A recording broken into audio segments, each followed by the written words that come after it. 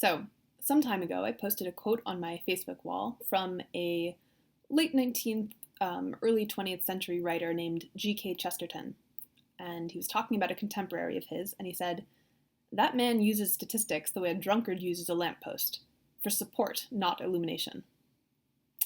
Pretty clever, right? Yeah. So I put that on my Facebook wall, and one of the first comments was from someone saying, "Ugh, G.K. Chesterton? Isn't he a Christian?" So first of all, yes he is. Second of all, what's your point?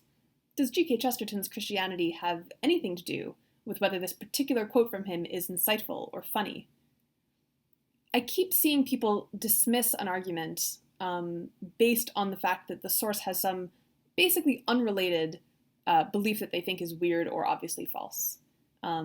People will dismiss an argument about startup strategy because the source is a libertarian, or they'll dismiss a blog post about math or rationality that cites some interesting studies about cognitive science because the source is signed up for cryonics.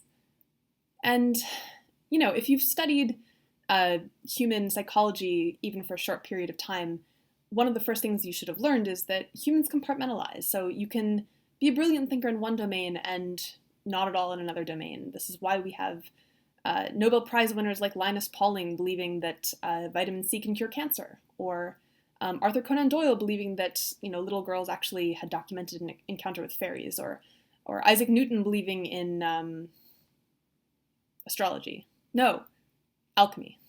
Yes. Anyway, so that's kind of depressing, but the flip side of that is that just because you can point to a belief that you think is weird from someone does not give you the excuse to dismiss everything else they say on every other topic. The only justification I could think of for dismissing an unrelated argument because of some weird belief is if that argument had some claims in it that you had to take on authority. Then maybe you could consider their weird belief in another domain to be evidence that they're not going to be right about this belief or this claim. But often you can actually evaluate the logic, and you don't have an excuse to just dismiss it without thinking about it just because of some unrelated weird belief. I guess it's kind of a special case of the ad hominem fallacy.